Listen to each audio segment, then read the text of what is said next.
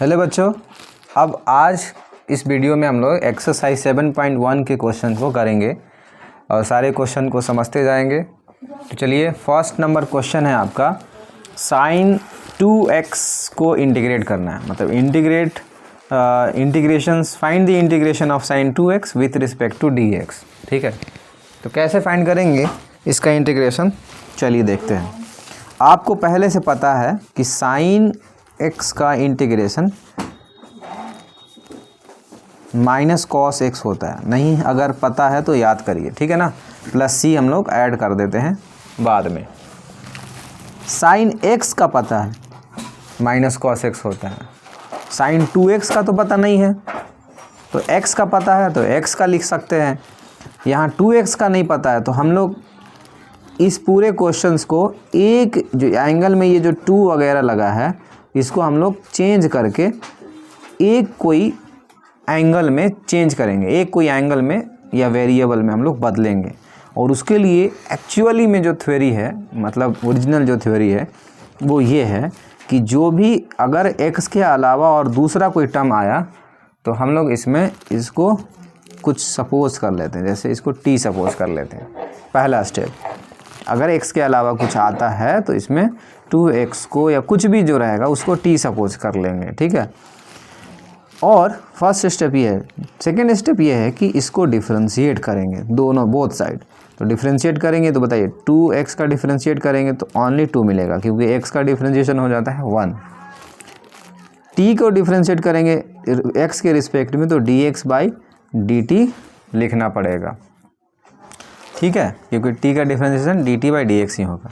अब यहाँ पास कुछ नहीं तो यहाँ सपोज 1 करके इसको इसके पास रिप्लेस करा देंगे dx को, और 2 को इसको नीचे ले आएंगे। किसके नीचे? dt के नीचे ले आएंगे, ठीक है। अब क्वेश्चन में जैसा कि हम लोग देखे हैं कि इंटीग्रेशन ऑफ cos 2x है, तो सॉरी sin 2x है, तो sin, ठीक है, 2x को हम लोग क्या सपोज कर लिए हैं? t सपोज कर लिए हैं। तो 2x को हम लोग लिखेंगे t, ओके। dx का आंसर क्या आया है डिफरेंशिएट करने के बाद? dt/2, तो dt/2 लिखेंगे, ओके। एग्ज़ाम में अगर ये क्वेश्चन आता है कि इंटीग्रेट करिए sin 2x को, तो इसी मेथड से करते हैं, ऐसे ही करना पड़ता है जैसे मैं बता रहा हूँ। बाकी शॉर्टकट भी बताऊँगा इसका कि कैसे करते हैं। तो आपको क्या करना है, 2 को आगे ले लेना है, कॉमन ले लेना है। तो नीचे से है, डिनोमिनेटर में है तो 1/2 कॉमन हो जाएगा। Integration of sign t dt, फिर से 1/2 साइन का इंटीग्रेशन होता है कॉस, वो भी माइनस में t + c लिखते हैं। और t का जो वैल्यू सपोज किए थे, t को क्या सपोज किए थे, किसको t सपोज किए थे? तो cos 2x को t सपोज किए थे, तो इस t का वैल्यू रिप्लेस कर देंगे, 2x लिख देंगे और प्लस c हो जाएगा। तो इंटीग्रेशन ऑफ किसका? साइन 2x का इंटीग्रेशन क्या मिला? -1/2 cos 2x + c, cos 2x + c। तो आप यहाँ पास ध्यान दे रहे होंगे कि इसका इंटीग्रेशन क्या आया? साइन 2x का क्या आया? cos 2x, ठीक है ना। और ये 2 जो है ना, ये कोफिशिएंट जो है x के इनटू में जो है वो डिवाइड में आ गया। पूरा प्रोसेस के बाद बता रहा हूँ ये। और माइनस क्यों लगा? क्योंकि cos का साइन का इंटीग्रेशन ही होता है माइनस, ठीक है ना। तो शॉर्टकट आप याद कर सकते हैं कि साइन 2x का इंटीग्रेशन cos 2x होगा, लेकिन जो 2 कोफिशिएंट जो रहेगा इनटू में वो सीधा सीधा डिवाइड में लिख देना। किसी का भी, अगर साइन का हो, कॉस का हो, tan का हो, तो जो इंटीग्रेशन उसका होता है उसका फॉर्मूला वो तो लिखेंगे ही, लेकिन जो कोफिशिएंट रहेगा उसको डिवाइड में कर देंगे। माइनस प्लस तो फॉर्मूला में आता है तो उसको लिखना पड़ता है, ठीक है। चलिए एक और एग्जांपल बता देता हूँ, क्वेश्चन बता देता हूँ। एक्सरसाइज 7.1 का सेकंड नंबर क्वेश्चन है ये, ठीक है ना। सेकंड नंबर क्वेश्चन है। अगर हम इसको डायरेक्टली लिखें तो डायरेक्टली तो बड़ा आसान है। इसका क्या करेंगे? cos 3x का इंटीग्रेशन होता है sin 3x और डिवाइडेड बाय 3 + c, डायरेक्टली हो गया ये। अब मेथड वाइज करते हैं इसको, ठीक है। मेथड वाइज क्या होगा? लेट करेंगे, वही प्रोसेस है। एग्ज़ाम में अगर आ गया 2 मार्क्स में होता है ये क्वेश्चन, तो आप इस प्रोसेस से करेंगे। अगर x के अलावा कोई दूसरा टर्म है तो आपको उसको t सपोज करना है, दोनों तरफ डिफरेंशिएट करना है। तो 3 को कॉमन कर देते हैं और x का डिफरेंशिएशन 1 होता है, उसको नहीं लिखेंगे। t को डिफरेंशिएट करेंगे तो लिखेंगे dt अपॉन dx, ठीक है।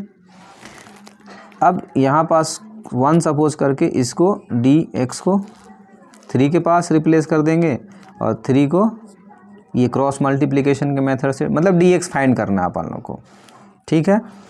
अब वैल्यू रिप्लेस करेंगे, मतलब जहाँ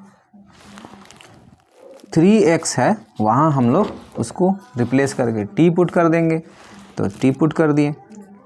dx का जो वैल्यू है वो dt अपॉन 3 आ गया है, तो dt अपॉन 3 पुट कर देंगे। 3 कॉमन हो जाएगा, नीचे से डिनोमिनेटर में है तो 1/3 लिखेंगे। cos t dt, cos का इंटीग्रेशन क्या होता है? cos का इंटीग्रेशन होता है सिंपल साइन, उसमें माइनस वाइनस नहीं लगता, इसलिए सिंपल साइन बोल रहा हूँ, और प्लस c। लेकिन t के फॉर्म में तो क्वेश्चन पूछा ही नहीं था, क्वेश्चन किस में पूछा था? x के फॉर्म में। तो लास्ट में जो वैल्यू लेट किए हैं उसको रखना नहीं भूलेंगे, जो भी वैल्यू सपोज किए थे हम लोग, जो माने थे, जो लेट किए थे, उसको रखना भूलेंगे नहीं। तो t का वैल्यू जो है 3x लेट किए थे तो 3x पुट कर देंगे लास्ट में। इस टाइप से इंटीग्रेट इसका हो जाता है, ठीक है। तो क्वेश्चन नंबर 3 है e⁻2x को इंटीग्रेट करना है। तो क्या करेंगे इसमें? इसी तरह से लेट करेंगे इसको, 2x को। अगर x रहता, देखिए इंटीग्रेशन ऑफ ex बोलता तो ex ही हो जाता है, प्लस c लिख देते हैं। क्यों? क्योंकि डिफरेंशिएशन भी ex का क्या होता है?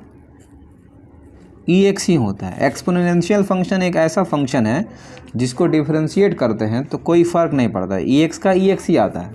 इसीलिए ex को इंटीग्रेट भी कर दे तो वही आता है, तो बदला ही नहीं डिफरेंशिएशन में, तो इंटीग्रेशन में क्या बदलेगा? लेकिन ex है, यहाँ x है तो x लिख दे, लेकिन इसके अलावा अगर रहेगा तो फिर वही प्रोसेस, क्या करेंगे? t सपोज करेंगे। तो e⁻2x को पहले लेट कर लिए t और बोथ साइड डिफरेंशिएट किए, तो डिफरेंशिएट करेंगे तो x का हो जाएगा 1 और 2 का, और ये हो जाएगा dt अपॉन dx। फिर dx का वैल्यू क्या हो जाएगा? dt अपॉन 2, और फिर इस तरह से हम लोग करेंगे रिप्लेस। तो e2x को क्या सपोज किए थे? t, तो लिख दिए t। dt अपॉन 2 किसको लिख रहे हैं? dx को। dx का वैल्यू क्या मिल चुका है? dt अपॉन 2, ये 1/2 बाहर हो जाएगा, e⁻t dt 1/2, et हो जाएगा, मतलब et का इंटीग्रेशन et हो जाएगा प्लस c, और फिर et का वैल्यू लिख देंगे 2x प्लस c। तो इस तरह से इंटीग्रेट ये हो गया, ठीक है। तो चलिए हम लोग अगले क्वेश्चन की ओर बढ़ते हैं। तो हम लोग अब क्वेश्चन नंबर 4 देखते हैं। 4 क्वेश्चन में है, 4th नंबर में ax प्लस b को इंटीग्रेट करना और पावर 2 भी लगा उसमें। तो ये नॉर्मल, तो अपन लोगों का नॉर्मल नहीं दिया, पावर भी दिया हुआ है, और मतलब अगर पावर नहीं रहता तो ईजिली सॉल्व होता। देखिए पावर नहीं रहता तो कैसे सॉल्व होता, दिखा देता हूँ आपको, यहाँ पास सॉल्व करके दिखा देता हूँ कि पावर नहीं होता तो कैसे सॉल्व होता। ax प्लस b को इंटीग्रेट करना होता अगर विदाउट पावर, तो क्या करते हैं? ax का कर लेते हैं इंटीग्रेशन और b को कर लेते हैं इंटीग्रेट, ओके। ऐसे में कांस्टेंट हमेशा क्या बताया हूँ कि बाहर हो जाएगा, कॉमन हो जाएगा, और b यहाँ कांस्टेंट है, ये भी कॉमन हो जाएगा, यहाँ कुछ नहीं तो 1 बचा। फिर x को इंटीग्रेट करेंगे तो क्या मिलेगा? x²/2, पावर 1 है ना यहाँ, तो x⁴n वाले फॉर्मूले से एक प्लस हो जाएगा और वही वाला नंबर नीचे आ जाता है। b को ऐसे लिखेंगे, और x का 1 का इंटीग्रेशन हमेशा क्या? x आता है, और ये c पावर नहीं रहता तो बड़ा इजीली सिंप्लीफाई हो जाता है, ये इंटीग्रेट हो जाता इस तरह से। लेकिन यहाँ क्या है? पावर है, स्क्वायर लगा हुआ है, तो ऐसे में हम लोगों को जब भी कॉम्प्लिकेट हो तो आप अलजेब्रिक में सिंप्लीफाई करें या लेट कर लें, यहाँ लेट ज़्यादा बेहतर रहेगा। तो ये लेट कर लेंगे इसको, ax प्लस बी को t सपोज कर लेंगे और बोथ साइड डिफ्रेंशिएट करेंगे उसी तरह से जैसे पहले करते आ रहे हैं। तो डिफ्रेंशिएट करेंगे तो a तो कॉमन हो जाएगा और x का हो जाएगा 1, नहीं लिखेंगे, और b का हो जाएगा 0, तो dt अपॉन dx, x के रिस्पेक्ट में डिफ्रेंशिएट कर रहे हैं। ठीक है, हमेशा जो वेरिएबल रहता है इधर उसी के रिस्पेक्ट में करते हैं। तो a is equal dt upon x हो गया, और dx का वैल्यू क्या मिल जाएगा, dt अपॉन a। ठीक है, अब क्या करेंगे, वैल्यू रिप्लेस कर देंगे, पुट कर देंगे। जैसे कि इंटीग्रेशन, इसको सपोज क्या किए, सबसे पहले हम लोग t, तो t कर लेंगे, पावर 2 लगाया, 2 छोड़ना नहीं है, पावर को तो कुछ लेट नहीं किए थे। फिर अब dx का वैल्यू क्या आ चुका है, dt अपॉन a, तो यहाँ पास dt अपॉन a पुट कर देंगे। ठीक है, जैसे ये नंबर है, ये क्या है, एक कांस्टेंट नंबर है, तो इसको भी कॉमन करेंगे तो 1/a बाहर हो जाएगा, integration of t square dt। अभी पावर रहता है तो इंटीग्रेशन कैसे लिखते हैं इसका, 1/a लिखेंगे, t का पावर 2 है तो 1 ऐड हो जाएगा और यही वाला नंबर नीचे हो जाएगा, प्लस c लगाएंगे इसमें। ठीक है, और इस तरह से आप इसको t का वैल्यू रिप्लेस कर देंगे तो क्या हो जाएगा, 1/a, t का value ax plus b, t का वैल्यू है जो लेट किए थे, पावर 3, और पहले से क्या है 3 है तो 3 को यहाँ भी ला सकते हैं, और plus c, that is your answer.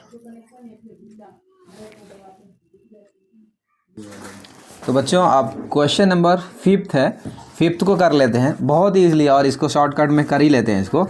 जैसे देखिए लेट, चलिए लेट करेंगे तो क्या होगा, integration of sine 2x dx, फिर 4 को कॉमन करके e⁻3x को इंटीग्रेट करना है। ठीक है, तो अभी हम लोग यहाँ पास लेट कर लेंगे 2x को t, तो 2 is equal dt upon dx होगा। अब आप समझ रहे होंगे कि कैसे आ रहा है ये, dt अपॉन 2 हो जाएगा, और इधर में 3x को भी आप t सपोज कर लीजिए, या और कुछ भी सपोज कर सकते हैं, नॉर्मल ऐसे भी सॉल्व कर सकते हैं। तो आपको 3 dt अपॉन dx मिलेगा, तो dx का वैल्यू क्या हो जाएगा, dt अपॉन 3, वैल्यू पुट कर लेते हैं। अब साइन 2x को t सपोज किए थे और dx का वैल्यू आया था dt अपॉन 2, और इधर में इंटीग्रेशन ऑफ e⁻t हो जाएगा, और dx का वैल्यू अपन आया था अपन लोग का dt अपॉन 3, यहाँ से 2 कॉमन हो जाएगा, और 4 अब यहाँ 3 कॉमन हो जाएगा तो हो जाएगा e⁻t dt। अब 1/2 e साइन t का होगा cos t, लेकिन माइनस में लगाना साइन नहीं भूलेंगे, -4 अपॉन 3 ई टी का होता है ई टी, और लास्ट में c लगाना ना भूलेंगे। ठीक है ना, c तो ऐड करना ही पड़ता है।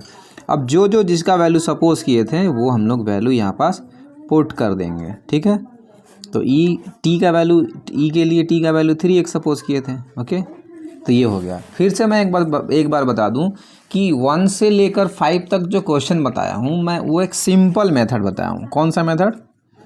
सिंपल मेथड जो होता है। इस एक्सरसाइज में 1.7 के फर्स्ट से लेकर 5th तक क्वेश्चन में एक स्पेशल मेथड है, और वो बोलता है इंस्पेक्शन मेथड करें। ठीक है ना, तो इंस्पेक्शन मेथड अप्लाई करने के लिए मैं अगले वीडियो में ये by the method of inspection करेंगे अगले वीडियो में। और मैं अभी आपको ये सिखाना चाहता था कि इंटीग्रेशन सिंपल करते कैसे हैं। इंस्पेक्शन मेथड अगले वीडियो में आपको मिलेगा। तो तब तक के लिए धन्यवाद, फिर अगले वीडियो में मिलते हैं।